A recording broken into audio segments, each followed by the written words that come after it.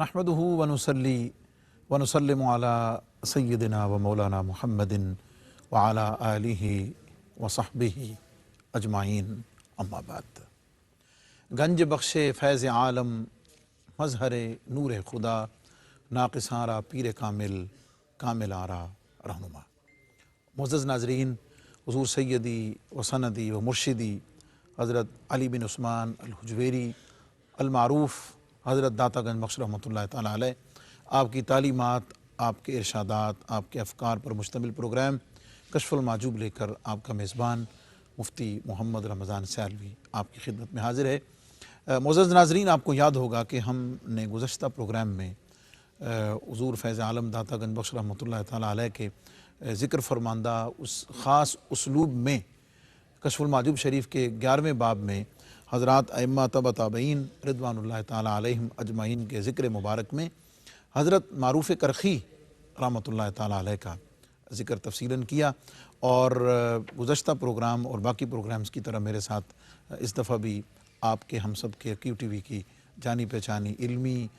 मज़हबी फ़िक्री रूहानी शख्सियत मोहतरमुल मक़ाम जनाब अल्लामा मोहम्मद शहज़ाद मुजद्दिदी साहब तशरीफ़ फरमाएँ। अस्सलामु अलैकुम व रहमतुल्लाहि व बरकातुहू। मुअज़्ज़ज़ नाज़रीन, हुज़ूर फैज़ आलम दातागंज बख्श रहमतुल्लाह ताला अलैह ने हज़रत मारूफ़ करख़ी रहमतुल्लाह अलैह के इख्तिसासात में से फरमाया कि आप परवुर्दा हज़रत अली बिन मूसा रज़ा रज़ी अल्लाह ताला अन्हु हैं, आप वाबस्ता दरगाह मौला हैं, आप क़ुदमा सादात और किबार मशाइख़ में से हैं, जमा मर्दी और वरा व तक़वा में आप मारूफ़ हस्ती गुज़रे हैं। और उन ख़ास अलक़ाबात और ख़ूबियों में जिसका हम ज़िक्र कर भी रहे थे कि आपने फरमाया कि आप उलूम व फ़नून में सय्यदुल कौम हैं। जब ये ख़ास लफ्ज़ इस्तेमाल होता है इल्म और फ़न का, और उसमें फिर सय्यदुल कौम होने की जब डिग्री हुज़ूर फैज़ आलम दातागंज बख्श रहमतुल्लाह ताला अलैह आप समझ लें ज़िक्र फरमा रहे हैं। अवार्ड करना मैं अदबन नहीं कह रहा, क्योंकि ज़ाहिर आपके मशाइख़ में से हैं, तो यकीनन उस इल्म फ़ज़ल में आप अपने वक्त के, अपने ज़माने के, अपनी कौम के यकीनन सरदार हैं। और उसमें हमने बात की थी कि वो जो ख़ास मारूफ़ सूफ़िया हैं वो महज़ तसव्वुफ़ में, रूहानियत में और इस चीज़ में ही मकबूल और मारूफ़ नहीं हैं, बल्कि असहाबे इरशाद में से हैं और मुस्निद उन मुहद्दिसीन में से हैं कि जो अपनी सनद के साथ अहादीस को रिवायत करते हैं। मुअज़्ज़ज़ नाज़रीन,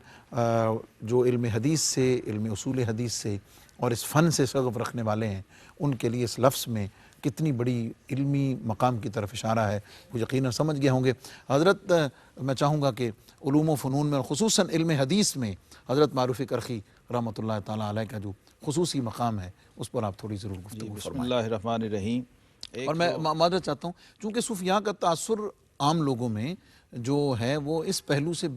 या तो नहीं है या ना होने के बराबर है, इसलिए इस पर मैं समझता हूँ हज़रत सैयदना जुनैद बगदादी रहमहुल्लाह ताला जो नुमाइंदा हैं इस पूरे दबिस्तान के और सैयद ताइफ़ हैं, आप फरमाते हैं इल्मुना हाज़ा मुशय्यदुन बिल किताब व सुन्नह, हमारा ये इल्म किताब व सुन्नत से जुड़ा हुआ है, और जिसके दाएं हाथ में कुरान और बाएं में सुन्नत और हदीस नहीं है, आप फरमाते हैं वो सूफ़ी शेख साहिब इरशाद होने का अहल नहीं।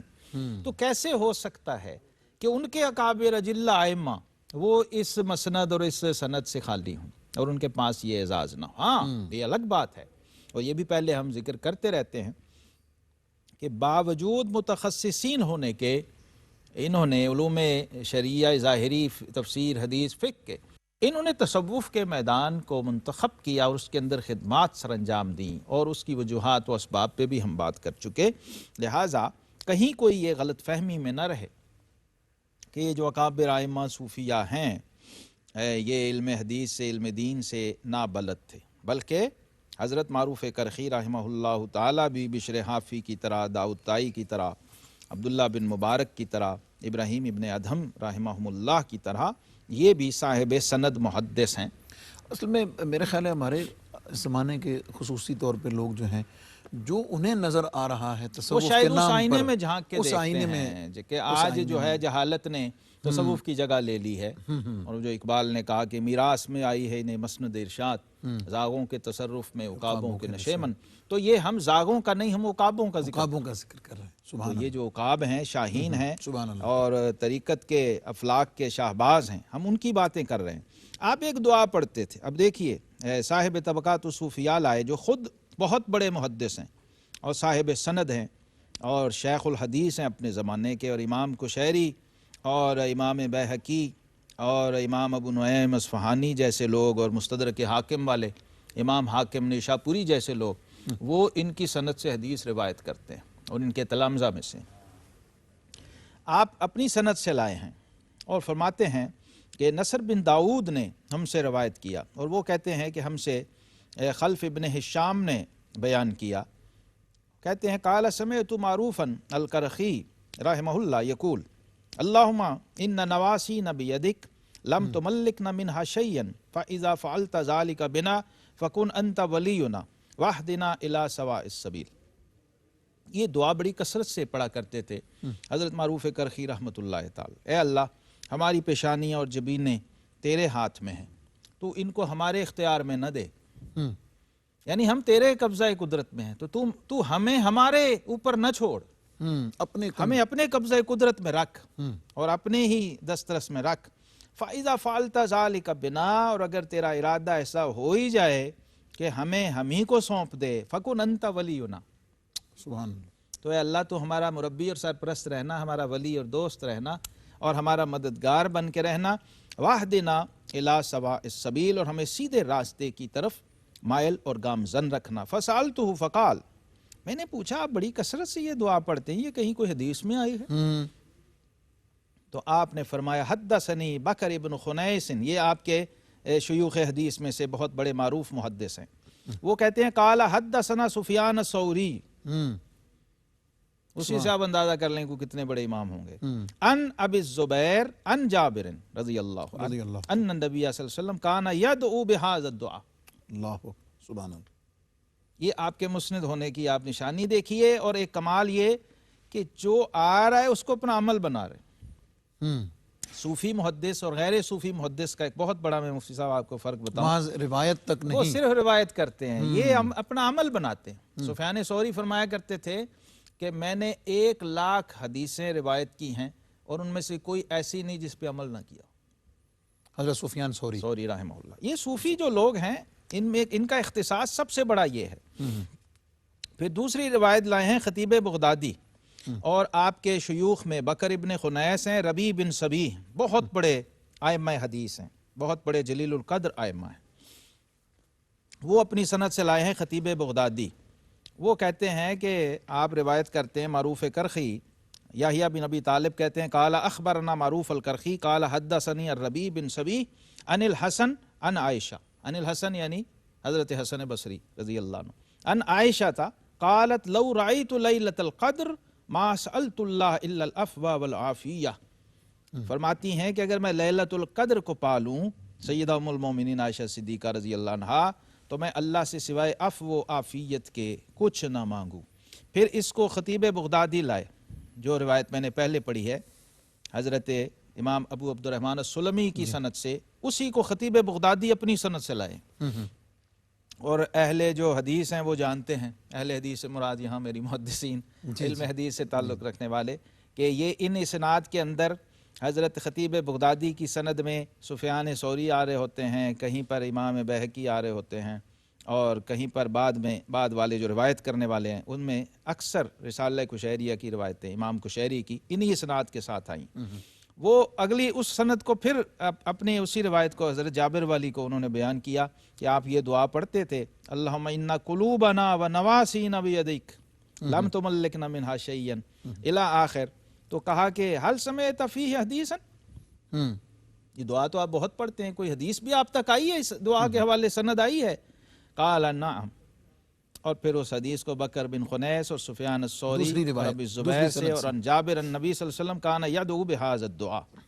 اور اس کو آگے امام ابو نعیم نے حلیہ میں اور دیگر کتابوں کے اندر بھی روایت کیا. اس سے آپ اندازہ کیجئے مفتی صاحب اور پھر حضرت امام احمد بن حنبل جیسا جلیل القدر جس کو سند دے رہا ہو، ایکنالج کر رہا ہو، اس کو پھر کسی اور کی تائید کی جی ہاں اور ایکنالجمنٹ کی ضرورت نہیں رہتی۔ آپ کا ذکر ہوا، آپ کے صاحبزادے حضرت عبداللہ بن احمد بن حنبل رحمہ اللہ، امام احمد بن حنبل کے بیٹے کہتے ہیں قلت لابی هل كان مع معروف القرخی شیء من العلم، یعنی یہاں علم حدیث اور سند مراد ہے۔ جی کہتے ہیں کہ حضرت یہ بتائیے، اپنے والد اور شیخ سے پوچھ رہے ہیں کہ کیا معروف کرخی کے پاس بھی کوئی علم حدیث کی سند یا کوئی سلسلہ تھا یا کوئی سند تھی؟ فقال علی، تو آپ نے بیٹے کو فرمایا یا بنیا کان معہ رأس العلم، سبحان اللہ، اللہ اکبر۔ خشیت اللہ تعالی، فرمایا ان کے پاس تو علم کے جو مغز ہے وہ تھا، جو علم کی روح ہے وہ تھی، اس لیے، اور وہ کیا ہے؟ خشیت اللہ تعالی، یعنی ان لوگوں نے اپنے علم کو محض علم نہیں رکھا بلکہ اپنے علم کو اپنا عمل اور اپنا حال بنایا، اس لیے ہم جیسے انہیں فالو کر رہے ہیں، اور احمد بن حنبل جیسے ائمہ اٹھ کے بشر حافی جیسے درویشوں کے پاس جا کے اسی لیے بیٹھ رہے ہیں کہ وہ جو علم کا راس ہے، راس المال ہے، اور جو مغز ہے خشیت اللہ تعالی اور تعلق باللہ، وہ ہمیں نصیب ہو جائے۔ معزز ناظرین، ہم نے اس سیگمنٹ کو خصوصی طور پر حضرت معروف کرخی رحمۃ اللہ تعالیٰ علیہ کے ذکر پاک میں اس خاص پہلو پہ ہم نے ذکر اس لیے کیا ہے، جیسے میں نے خود بھی ذکر کیا، کہ یہ جو طبقہ صوفیہ ہے، اہل اللہ، اور جن کو اولیاء اللہ کے نام سے دنیا جانتی ہے، یہ محض ان کرامات کے آئینے میں ہی ان کو دیکھنے کی ضرورت نہیں، علم، فضل، اور خاص طور پر قرآن و سنت کا علم، اور اسپیشلی علم حدیث اور روایت حدیث میں ان کا مرتبہ اور مقام کیا ہے، آپ نے اس کی کوئی تھوڑی سی جھلک آپ نے سماعت فرمائی۔ معزز ناظرین، آپ کے ذکر پر مزید کچھ بات کریں گے ایک مختصر سے وقفے کے بعد۔ Stay with us. Welcome back معزز ناظرین، پروگرام کشف المحجوب، اور ذکر ہے حضرت معروف کرخی رحمۃ اللہ تعالیٰ علیہ کا، اور حضور فیض عالم حضرت داتا گنج بخش رحمۃ اللہ تعالیٰ علیہ نے کشف المحجوب شریف میں اپنے خاص اسلوب میں آپ کے ذکر جمیل بصورت القابات فرمانے کے بعد آپ کا ایک قول لائے ہیں، اور وہ آپ کا ارشاد اور قول اتنا جامع ہے، اور اپنے فکر میں اور الفاظ میں، ترتیب میں، اپنے معنی میں اتنا جامع اور اتنی چیزوں کو محیط ہے کہ ہم کوشش کریں گے انشاءاللہ العزیز اس پر ذرا تھوڑی شر و بست کے ساتھ بات کریں۔ آپ فرماتے ہیں، یعنی حضرت معروف کرخی رحمۃ اللہ تعالیٰ علیہ کہ للفتوۃ ثلاثۃ علامات وفاء بلا خوف ومدح بلا جود وعطاء بلا سوال۔ ترجمہ اس کا میں آپ کی سہولت کے لیے کروں گا، اور حضرت اس پہ گفتگو کریں گے، اور اس کے لیے لفظ جو حضرت سیدی ابو الحسنات سید محمد احمد قادری رحمۃ اللہ تعالیٰ علیہ نے فتویٰ کا ترجمہ کیا ہے، میں سمجھتا ہوں کمال کا کیا ہے۔ آپ فرماتے ہیں کہ جوان مرد کے لیے، جوان مرد کا لفظ آپ لائیں کہ مرد نہیں بلکہ جوان مرد کی 3 علامتیں ہیں۔ وفاداری میں پورا اترنا، اس طرح کہ کبھی بے وفائی نہ کرے، کسی کی تعریف اس سے کسی امید کے بغیر کرنا، اور کسی پر جود و بخشش بغیر سوال کے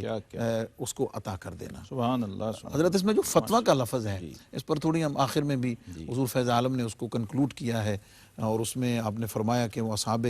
فتوت میں ہوتا ہے، اس کا جماعت فتیان میں اس کا نام لکھا جاتا ہے۔ تو یہ جو آپ کا ارشاد ہے کہ جوان مرد کی 3 علامتیں ہیں، جی،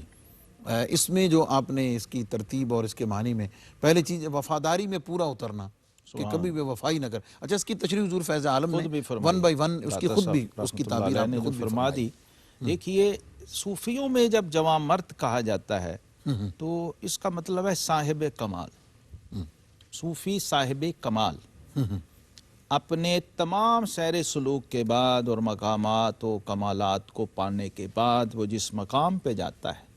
وہ یہ مقام ہوتا ہے۔ اور داتا صاحب رحمۃ اللہ علیہ اس کی دونوں جہتیں بیان کرتی ہیں کہ ایک یہ جو معاملہ ہے اس کا ظاہر مخلوق سے مخلوق تک ہے، خلق سے خلق۔ ظاہر ہے کہ ایک بندہ ہے وہ بندے سے ہی ڈیل کر سکتا ہے، اور ایک خادم ہے وہ مخدوم سے ڈیل کر رہا ہے، ایک گاہک ہے وہ دکاندار سے کر رہا ہے، دکاندار گاہک سے کر رہا ہے۔ تو انسانوں کی انسانوں سے اور مخلوق کی مخلوق کے ساتھ ڈیلنگ ہو رہی ہے۔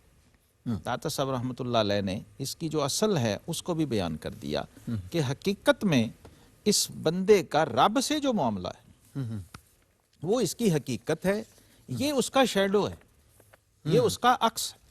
اصل اس کی اللہ سے تعلق۔ اصل اللہ سے تعلق ہے، یعنی اللہ تبارک و تعالیٰ کے ساتھ ایسی وفا جس کے اندر جفا کا اور بے وفائی کا گزر نہ ہو، جسے آپ نے شاید کسی اس بھی معنی میں، یعنی عبد عبودیت میں بے وفائی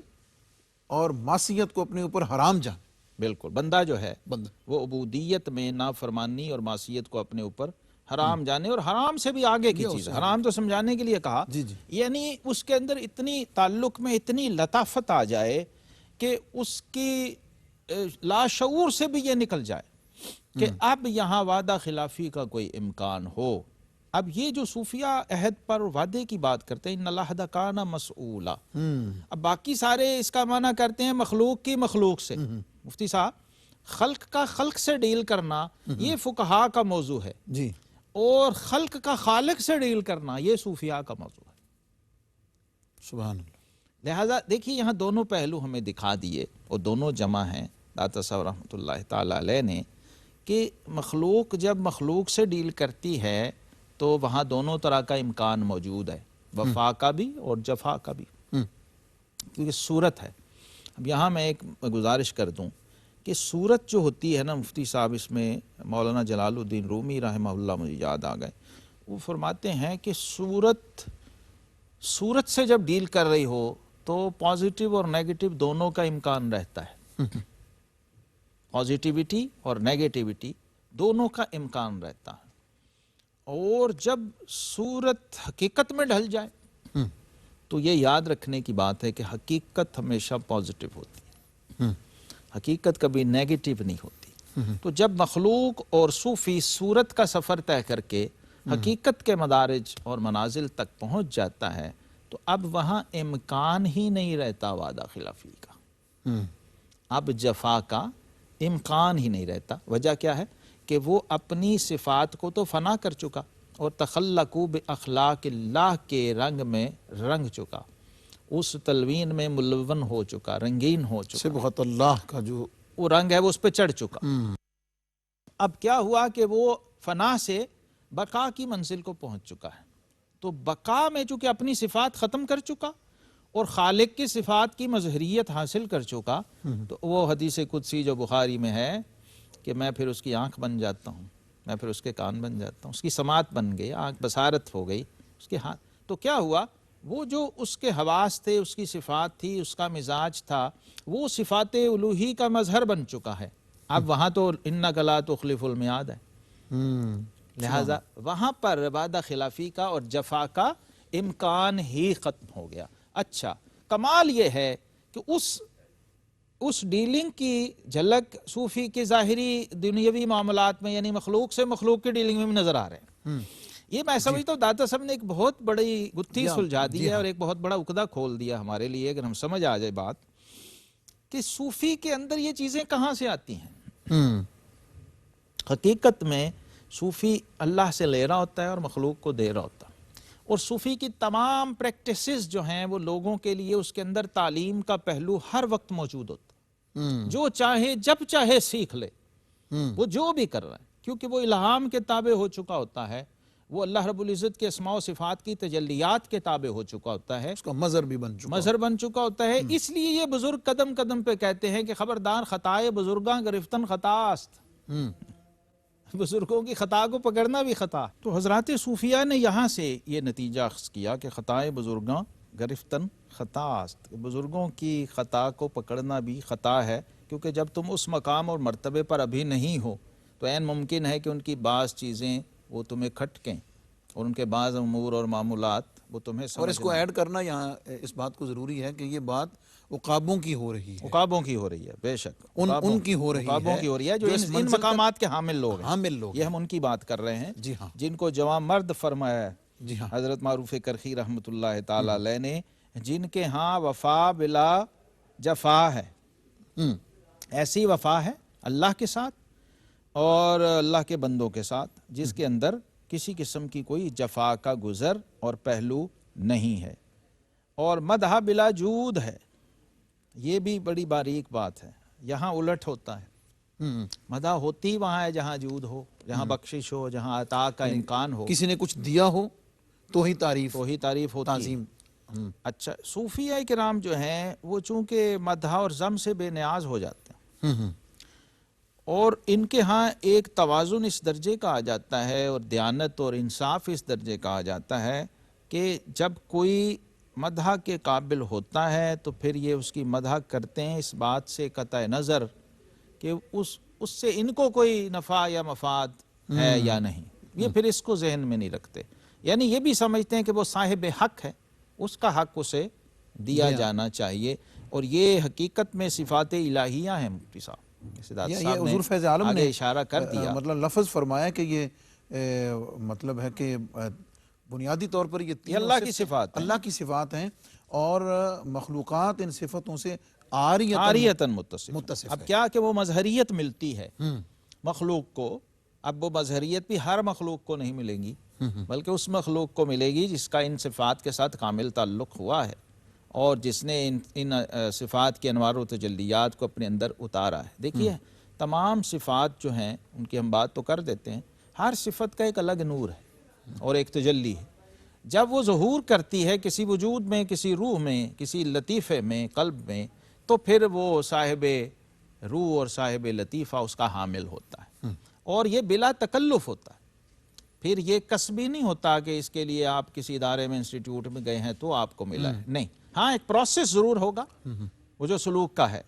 کہ اب آپ میں وہ ایبیلٹی پیدا ہو گئی ہے، اب آپ اس کے اہل ہو گئے ہیں، تو پھر وہ تجلی اپنا ظہور کرے گی اور آپ اس کا تحمل کریں گے، اور آپ کے اندر اس صفت کا عاریتاً جو لفظ آیا، یہ لفظ جو بڑا اہم ہے، جی ہاں، بندہ اس میں کبھی بھی اپنے آپ کو بالکل اصل نہ سمجھے، اصل نہ سمجھے، وہ یہ سمجھے کہ یہ اس صفت کا شیڈو ہے، اور یہی صوفیہ بیان کرتے ہیں اور یہی ہمارے عقائد ہیں، علم الکلام میں بھی یہی ہے، تو کہتے ہیں کہ در حقیقت یہ ہر سے صفت صفات حق سے ہیں، اور ان صفات کا مظہر بندگان الہی میں، اور بندگان الہی ان صفات میں حقیقت صفت الہیہ کے دکھانے والے ہیں۔ اب کیا ہے، صفت الہیہ حقیقت ہے اور مخلوق کی صفت صورت ہے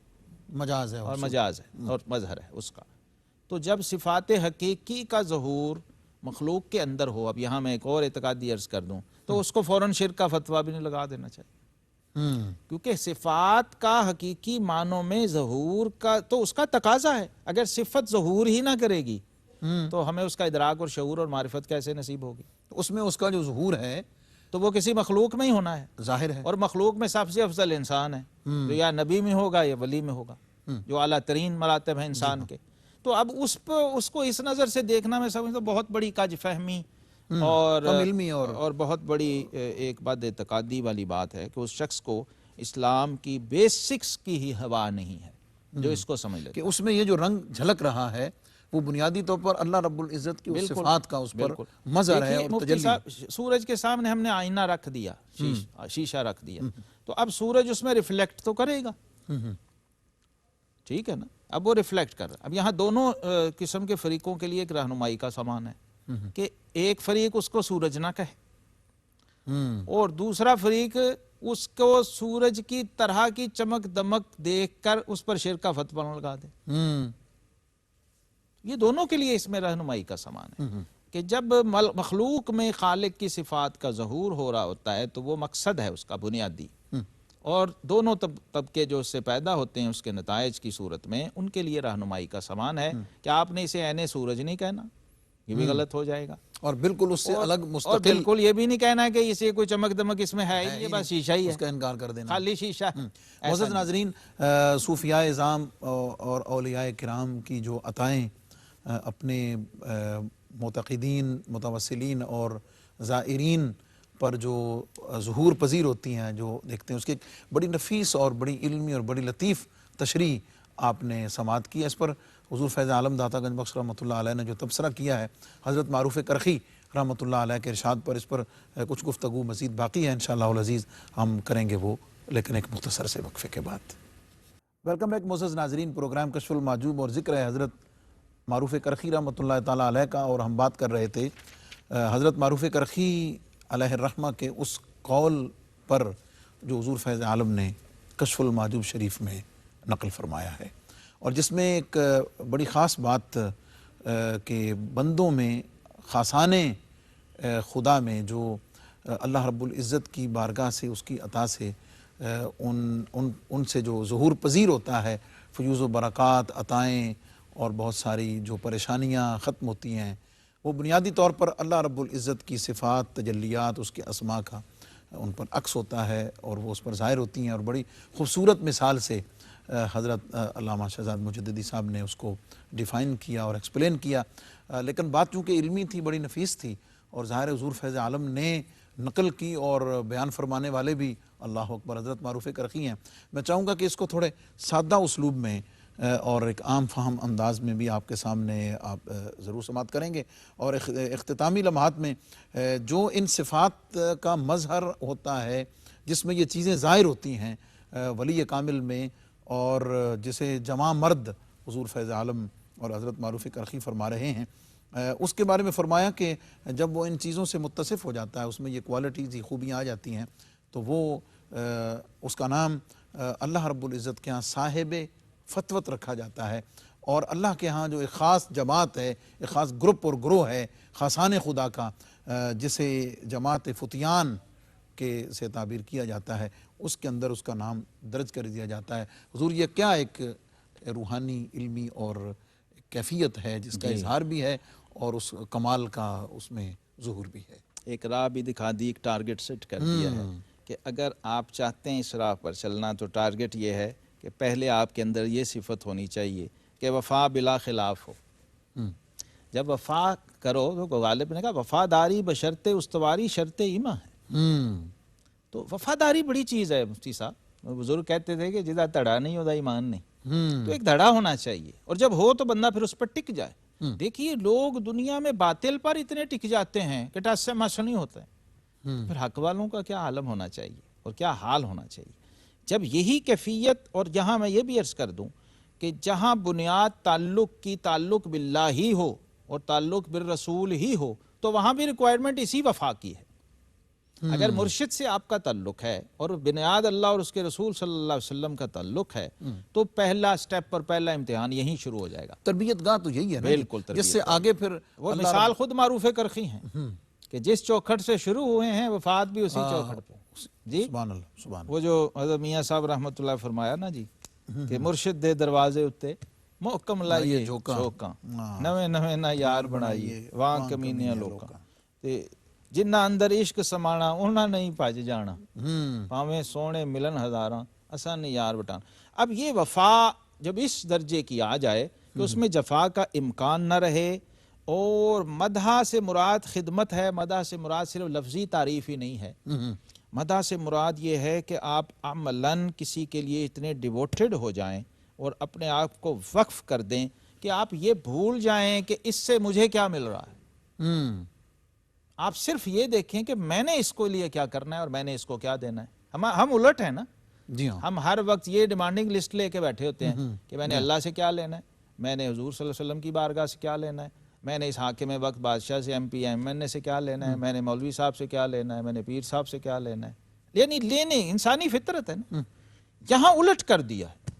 کہ تم نے سروسز پرووائڈ کرنی ہے اور کبھی یہ توقع نہیں کرنی کہ اس کے مقابلے میں مجھے کیا ملا تھا، کیا مل رہا ہے یا کیا ملے گا۔ اور اگلا سٹیپ ہے عطا بلا سوال۔ یہ جوان مردی کی مفتی صاحب آخری حد ہے، عطا بلا سوال، کیونکہ آپ نے حاتم تائی کو بھی سنا، دنیا میں بہت بڑی مثال ہے کہ وہ بھی منگتے نے سوال کیا تو دیتا ہے۔ ذات باری تعالیٰ ایک ایسا سخی اجود الاجواد ہے جو حضرت یحییٰ بن معاذ الرازی رحمہ اللہ مجھے یاد آئے، انہوں نے فرمایا ہے مولا تو ایسا سخی ہے اور ایسا کریم ہے کہ جو تیرے مقابلے میں انا ربکم الاعلیٰ کہے اور خود کو الہ کہے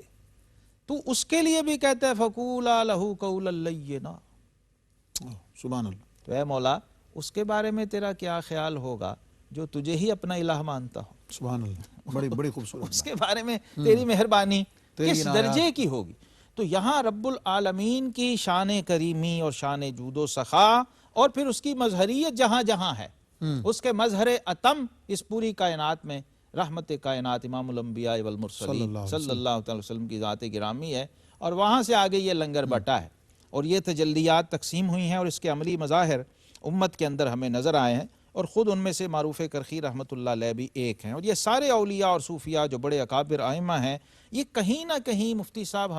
میں جو جب دیکھتا ہوں، یہ ہمارے ہاں لوگوں کا عطا کے بارے میں ایک تصور مال ہے اور پیسہ ہے اور مادی چیزیں ہیں۔ پہلے تو اس کانسیپٹ کو اپنا کلیئر کیجئے۔ جو شخص آپ کو ایمان دے رہا ہے، جو شخص آپ کو عقیدہ دے رہا ہے، جو شخص آپ کو تعلیم دے رہا ہے، اخلاق دے رہا ہے، تہذیب دے رہا ہے، آپ کو آخرت دے رہا ہے، آپ کی کو نجات کا سرٹیفکیٹ اور سند دے رہا ہے، اور وہ راستہ دکھا رہا ہے، وہ طریق گائیڈ کر رہا ہے، کیا یہ ساری چیزیں عطا نہیں ہیں؟ اس سے کہیں بڑھ کر ہیں۔ اور خود آقا علیہ السلام نے اس کی تصدیق فرما دی کہ فرمایا سب سے بڑا سخی اللہ ہے، اس کے بعد میں سخی ہوں، اور میرے بعد میری امت میں سب سے بڑا سخی وہ ہے جو علم و عرفان اور حکمت کی دولت سے خلق خدا کو نواز رہا ہو۔ تو یہ لوگ اس اعتبار سے بھی سب سے بڑے سخی تھے، اور پھر یہ تمیز نہیں کرتے تھے، جو بھی آیا اس کو عطا کرتے تھے اور دیتے، اور وہ دین النصیحہ والی بات، خیر خواہی اس درجے کی تھی کہ یہ انتظار نہیں کرتے تھے کہ یہ مانگے گا تو دیں گے، بلکہ آپ صوفیاء کی کبھی تاریخ اٹھا کے دیکھیے مفتی صاحب، مجھے دوسری علمی تاریخ میں تو ایسی کوئی مثال نہیں ملی کہ کوئی مدرسے کا استاد، معلم یا مدرس شاگرد ڈھونڈنے نکلا ہو، لیکن صوفیاء میں مجھے ایسی مثالیں شرک پور شریف سے لے کر اور اوپر امام اعظم ابو حنیفہ تک نظر آتی ہیں، جو خود ڈھونڈنے جا رہے، یہ طالب صادق ہے، یہ جوہر کامل ہے، اس کے پیچھے آ رہے ہیں، پکڑ کر اس کو لے کے جا رہے ہیں۔ میاں شیر محمد شرک پوری رحمۃ اللہ سے آپ شروع ہو جائیں تو جہاں پر وہ خود مرید کو اپنے بخشش کا سامان سمجھ رہے ہیں، جی ہاں، بے شک، کہ کل قیامت کو پوچھا جائے گا تو ہم اس کو پیش کریں گے، یعنی وہ اللہ کی بارگاہ میں اس کو پیش کرنے کے لیے چن رہے ہیں۔ ایڈ کرنا ضروری ہے آخری جملہ کہ یہ تینوں صفات حضرت ابراہیم علیہ السلام میں دیکھی گئی ہیں، اللہ اکبر، بے شک۔ اب وہ دیکھیں، یعنی انبیاء کی عملی مثال دیکھ لیں کہ وہ ڈھونڈنے جاتے تھے، وہ صفات دیکھی گئی نا، کہ اللہ تبارک و تعالیٰ کی رحمت، رحمت حق بہانہ می جو ہے، رحمت حق بہا نمی جو ہے، اللہ کی رحمت قیمت نہیں مانگتی، وہ تو بہانہ دیکھ رہی ہوتی ہے کہ کہاں برسنا ہے۔ تو جناب خلیل 2-2 میل تک جاتے تھے ابراہیم علیہ السلام بندے کو ڈھونڈنے، کہ کوئی مہمان، کوئی کھانا کھانے والا بھوکا مل جائے، تو ورنہ وہ کھانا کھاتے ہی نہیں تھے۔ جواں مردی کی معراج دیکھنی ہو تو وہ یہ ہے کہ خود کھاتے بھی نہیں ہیں۔ جو فتوت کا لفظ آیا، فتیان کا لفظ آیا، یہ بتا رہا ہے کہ ورنہ پھر خود کھانا نہیں ہے، کیونکہ ورنہ وفا بلا خلاف ہو جائے گا۔ اور آگے داتا صاحب رحمۃ اللہ علیہ جو اس پہ کومنٹ لائے ہیں، تبصرہ، ایک بہت باریک بات، ابراہیم علیہ السلام کی صفت آ گئی کہ وہ ڈھونڈ کے کھلاتے تھے، اور پھر اس میں اپنے اور غیر کی تمیز بھی اٹھ جاتی تھی۔ جب بابے کو کہا نا مجوسی کو کہ کھا اور پڑھ نام، اللہ کا نام لے، اس نے کہا کون اللہ، میں تو نہیں جانتا۔ انہوں نے کہا اچھا چل دوڑ جا، اگر تو میرے اللہ کا نام نہیں لیتا تو میں نے کھانا بھی نہیں کھلانا۔ تو اللہ رب العزت نے پھر وہاں رب جلیل نے جناب خلیل کو فرمایا کہ خلیل 80 سال کی عمر کا بوڑھا ہے اور میرا نام نہیں لیتا، مجھے نہیں مانتا، میں 80 سال سے اسے کھلا رہا ہوں 2 ٹائم، تو 1 ٹائم نہیں کھلا سکا۔ یہ تربیت تھی، اور یہ وہ صفت ہے اپنے کمال پہ کہ غیر کو بھی اسی طرح نوازا جا رہا ہے، بلکہ بعض دفعہ تو غیر کو اپنوں سے بڑھ کے نوازا جا رہا ہے، سوال بھی ہے اور بغیر کسی طلب کے ہے، اور کوئی فائدہ بھی نہیں ہے کہ اس سے ہمیں بھی کوئی گیو اینڈ ٹیک والی کوئی بات نہیں۔ تو یہ جو ہم اللہ سے حساب کتاب میں پڑھتے ہیں نا مفتی صاحب، یہ ایک بڑی خطرناک چیز ہے۔ ہم کہاں اس قابل ہیں؟ اچھا، اس سے کہہ رہے ہمیں بلا حساب دے، اور خود چھوٹے چھوٹے کام بھی حساب کر کر کے گنتیاں گن کے کر رہے ہیں۔ اس بات کو دہرا دیجئے کیونکہ انسانی فطرت میں موجود ہے، اللہ تبارک و تعالیٰ اس سے ہم بلا حساب، ہم چاہتے ہیں ہمیں بلا حساب دے اور ہمارا حساب بھی نہ لے آخرت میں، اور یہاں اس سے ہر وقت حساب میں، اپنے معاملات میں ہم حساب میں پڑے رہتے ہیں۔ یہ بڑا تضاد ہے اور بڑا ایک کنٹروورشل معاملہ ہے۔ اگر ہم اس کی کریکشن کر لیں تو آپ یقین کریں پرسنلی ہر بندہ تصوف کے ٹریک پہ چڑھ جائے گا، اور وہ صدق و صفا کی جو کیفیت ہے اس کو محسوس کرنا شروع کر دے گا اگر اپنے رب سے ڈیلنگ میں فیئر ہو جائے۔ تو آپ فرماتے ہیں کہ اللہ تبارک و تعالی عطا بلا سوال، اس لیے اور کوئی کر بھی نہیں سکتا کہ کریم وہی ہے اور ہر ایک کا حال اس پر منکشف ہے۔ یہاں ایک ٹیکنیکل عذر آ گیا ہے کہ خلق میں، مخلوق میں تو ہر بندہ دوسروں کے حوال سے اس طرح واقف ہی نہیں ہے، دے گا کیسے؟ اتنی بڑی گتھی سلجھائی کہ سخی کے لیے علم ہونا بہت ضروری ہے سائل کا، اس کے حوال کا۔ جیسے ہمیں فرمایا گیا کہ ڈھونڈو دائیں بائیں ارد گرد دیکھو کہ بھوکا تو نہیں سو گیا، یہ اسی کی طرف اشارہ ہے۔ اور ہر ایک کا مقصود بغیر زبان سے ظاہر کیے وہی جانتا ہے۔ اچھا، یہاں کیا ہوتا ہے، اگر دے ہی دیا چلو بلا سوال جود کر بھی دی نا تو اس کے بعد خبر چھاپ دی، اس کے بعد تصویر چھاپ دی، اس کے بعد سوشل میڈیا پہ لگا دیا، یہ ہم سب کے عام معاملات. لیکن بارگاہ الہی میں تو کوئی پبلسٹی نہیں ہے. خربوں ہا مخلوق کسی کو پتہ بھی نہیں ہوتا، ادھر سے دیا جاتا ہے دوسرے کو خبر نہیں ہے. تو اس صفت کا مظہر ہونا کوئی معمولی بات نہیں ہے کہ آپ کسی کو عطا کریں اور بلا سوال کریں. جناب خلیل علیہ السلام میں سمجھتا ہوں اس میں آئیڈیل ہیں. اور حضرت صدیق اکبر رضی اللہ عنہ اور پھر صدیق اکبر رضی اللہ عنہ الذی یؤتی مالہ یتزکی وما لأحد عنده من نعمت تجزی الا ابتغاء وجہ سبحان اللہ سبحان اللہ ولسوف یرضی. ولا سوف یردا کا مقام پھر ہمیں تو نہیں نہ ملتا. یہ جناب صدیق اکبر اس امت میں نمائندہ ہیں جناب ابراہیم خلیل علیہ السلام کے، اور انہوں نے بھی ایسا ہی کیا ہے. جہاں بھی آپ دیکھیے ان کے معاملات کو تو سوائے رب کی رضا کے کسی مخلوق سے کوئی طلب اور کوئی خواہش ہے ہی نہیں. جناب معروف کرخی رحمۃ اللہ تعالی علیہ آپ سے کسی نے پوچھا کہ حضور یہ اتنا بڑا مقام آپ کو کیسے ملا؟ تو فرماتے ہیں میں نے ابن سماک کی ایک نصیحت کو قبول کیا. اب وہ واز کر رہا ہے جی، ایک بہت بڑے امام تھے بغداد میں، واز کر رہے ہیں. سبق لینے والے کیسے ہوتے ہیں؟ کہتے ہیں کہ میں کوفہ سے گزر رہا تھا اور وہ مجمع میں واز کر رہے تھے. تو فرمایا ڈائریکٹ مجھے نہیں کہا مجمع کو کہہ رہے ہیں اور میں سبق لے رہا ہوں. کہا کہ جب اللہ سے پوری طرح جس نے منہ موڑا اللہ اس سے تھوڑا سا منہ موڑ لیتے ہیں. جس نے پوری طرح انحراف کیا اللہ اس سے پوری طرح انحراف نہیں کرتا، تھوڑا سا انحراف کرتا. اور جو دل سے اللہ کی طرف متوجہ ہوتا ہے اللہ تعالیٰ اپنی رحمت کے ساتھ اس کی طرف متوجہ ہوتے ہیں اور تمام دنیا کی توجہ اس کی طرف پھیر دیتے ہیں. اور جو کبھی ادھر ہو کبھی ادھر، یعنی ڈبل مائنڈڈ ہو، تذبذب میں ہو، کبھی ادھر دھیان اللہ کی طرف ہو گیا کبھی دنیا کی طرف، تو فرمایا اللہ کی طرف متوجہ ہو تو اللہ کیا کرتا ہے؟ اللہ تعالیٰ کسی نہ کسی وقت اس پر رحم فرما دیتا.